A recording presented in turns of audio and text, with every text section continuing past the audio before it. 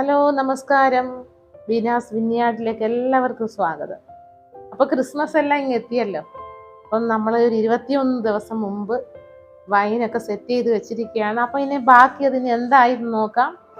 അപ്പോൾ ഈ കണ്ടെയ്നർ നിങ്ങൾക്ക് ഓർമ്മയുണ്ടല്ലോ, 21 ദിവസത്തിന് മുൻപ് സെറ്റ് ചെയ്ത് വെച്ച വൈനാണ്. അപ്പോൾ ഇതിൻ്റെ ബാക്കി പ്രൊസീജിയർ നമുക്ക് ചെയ്യാം. ഇതിപ്പോൾ ഓപ്പൺ ചെയ്ത് തുടങ്ങിയപ്പോഴേ ആ നല്ല ഒരു സ്മെല്ലൊക്കെ കിട്ടുന്നുണ്ട്. ഇപ്പം നോക്കാം എങ്ങനെ ആയി എന്നുള്ളത് നോക്കാം.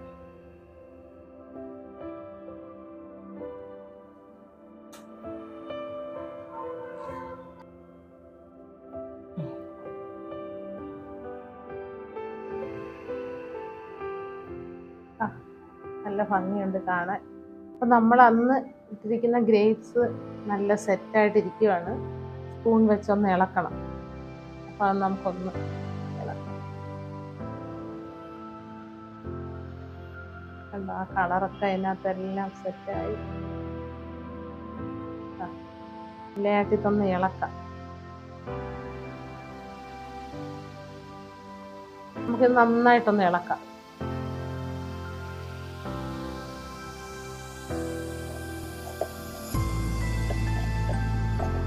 നല്ലതായിട്ട് നമ്മൾ ഇളക്കിയിട്ടുണ്ട്. നന്നായിട്ട് ഇളക്കിയതാണ്. ഒരു സ്ട്രെയിനറിലോട്ട് നമുക്കിതിനെ ഇങ്ങോട്ട് മാറ്റാം. അപ്പോൾ ആ വൈൻ്റെ കളറ് നോക്കിക്കേ, നല്ല കളറായിട്ടുണ്ട്.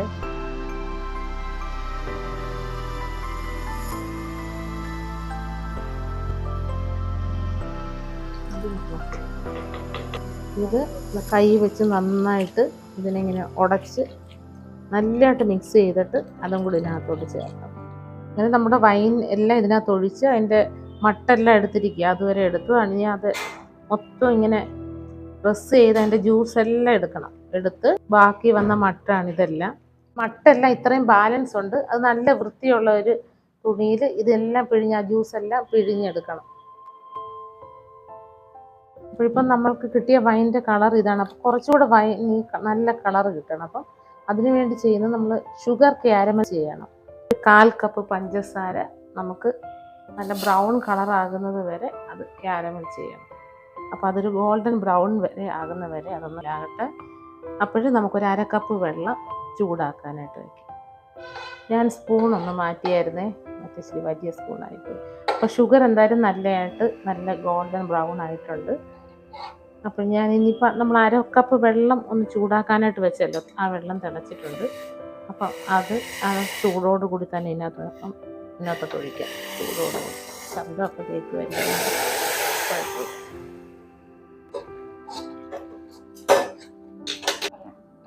അപ്പോൾ നമുക്ക് ക്യാരമൽ സിറപ്പ് നമുക്കൊന്ന് തണുക്കാനായിട്ടൊന്ന് മാറ്റി വയ്ക്കാം. ഇതാ ഷുഗർ തണുത്തിട്ടുണ്ട്, അത് ഇതിനകത്തോട്ട് ചേർക്കാം. നല്ല തണുത്തിട്ട് വേണം ക്യാരമൽ ഇതിനകത്തോട്ട് ചേർക്കാൻ. ഒരു വൃത്തിയുള്ള തുണി എടുക്കാം. എന്നിട്ട് വേറൊരു കണ്ടെയ്നറിലോട്ട് ഈ വൈൻ അങ്ങോട്ട് ഒഴിക്കാം.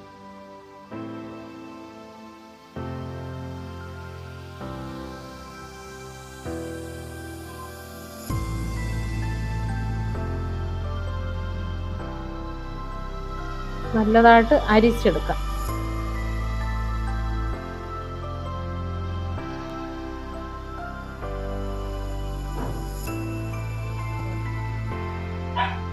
ഞാനൊരു വിസ്താരമുള്ളൊരു പാത്രം എടുത്ത് അതിൽ വൃത്തിയുള്ളൊരു തുണി ഇട്ടതിന് ശേഷം ഈ ബാക്കി വന്ന ആ മട്ട ഉണ്ടല്ലോ, അതെല്ലാം ഈ തുണിയിൽ വെച്ച് ഇങ്ങനെ തേച്ച് അതിൻ്റെ ജ്യൂസ് എല്ലാം അതിനകത്തോട്ട് ഇടണം.